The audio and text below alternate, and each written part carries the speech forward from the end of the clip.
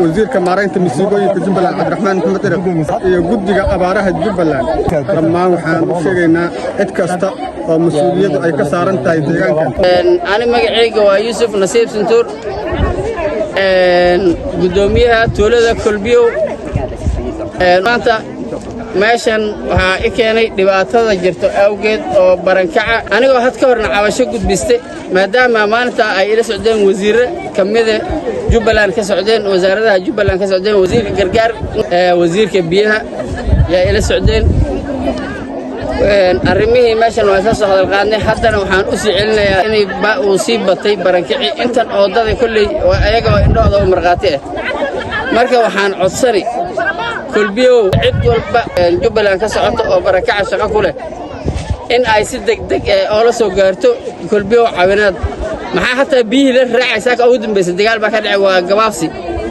marka waxaan ka codsanay dadweynaha waa 3,000 oo maxalli jira qof isku imaatay ilaa dalaad ilaa bulshada ilaa ka tala laga imaaday waxaan ka codsanay maxalli jira maamulka Jubbaland oo u sareey mudane أحمد محمد إسلام أو باقي نقدر إلا وزارتها وزير كبيرة أما هاتو أما وزير خيراتك أيو تمرت أما وزير جرجار نوع والباء وجبلان. أنا وحنا كسعدا عبد الرزاق بالي هذا وحنا كسعدا هيئة قحوتية يبرك عياشة أفك قلالنا تشوفي بالويد هذا حفيز كي تقبل بدنا نقول هذا كارهان كل بيو أيام كسعدا سدو وشاقي قدوميه وسا Jubbaland waxaan ku codsanaynaa wala aragtaan baan maraynayaa dadka meeshaan isugu yimid dhammaan waxay ka kala yimaadeen degmada Badhaadhe tuulooyinkooda wada jir Galaayad Jilaa Mustaqash Santaro Hidda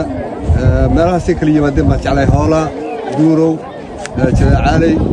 Hidda saasaan jeclay in ka yimaadeen dadka intaas ka kooban marka waxaan wasaaradda gargaarka iyo masiibooyinka wasaaradda macdanta iyo biyaha dhammaan waxaan ku codsanaynaa inta hawsha khusayso sida ugu dhaqsaha badan inay uga soo jawaabaan dhammaan waa salaamaya maamulka magaalada Kolbiyo oo u horeeya gudoomiyaha oo maanta soo booqday dadkii ka soo barakacay deegaanada Jubbaland oo dhan aniga oo ah Axmed Aadan Xuseen oo kamid ah dhalinyarada magaalada Kolbiyo annaga culaysna haystay oo culays ka saarnaa oo abaartan annaga aan la daala dhacaynay haddana qalbigan iyo ummadan aad aragtaan baa na soo kordagtay dadkan waxay ka kala imaadeen Jubbaland oo dhan iyo waliba dawladda dariska nala ee Kenya dadkan waa dad xoololey ah xoolahoodii bay la soo qaxeen hala yaro roob oo la sheegay inay Kolbiyo ku da'een baa dadkii ay dhaheen meesha sal roob ka da'ay ummadii oo dhan way isku soo jabtay meel walba laga imaaday waxaa laga imaaday degmada Afmadow waxaa laga imaaday waqooyi bari oo Kenya oo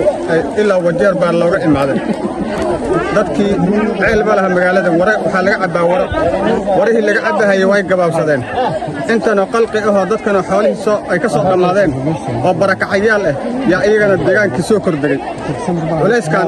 aad u weyn waay culays uu deegaanku xamili karana ma aha dhammaan mas'uuliyiinta Jubbaland oo ugu horeeya madaxweynaha Jubbaland iyo guddiga abaaraha Jubbaland iyo wasiirka maareynta masiibooyinka Jubbaland Cabdiraxmaan Maxamed Iraq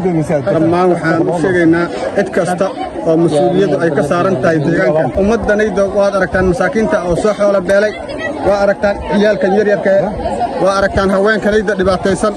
waxaan sheegaynaa oo u sheegaynaa ummadda meesha inay ku rifaasan tahay maamulka magaalada Kolbiyo oo biyo dhaamin iyo u sameynaya gargaar ayagana way xamili laayihiin wayna qaban laayihiin maamulka magaalada Kolbiyo gacantoodu ka batay inta ka badanna ma sii xamili karaano mana hayna karaano dadkan gargaar bay u baahan yihiin ummadanaydu abaartina way sii adkaan hays dadkii uu iska daba imaan hay meelo fog iyo deegaano fog baana laga imaan hay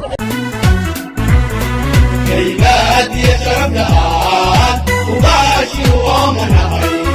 فصبحا اللي بشوف وهيليا دنكينكو وهيليا دنكينكو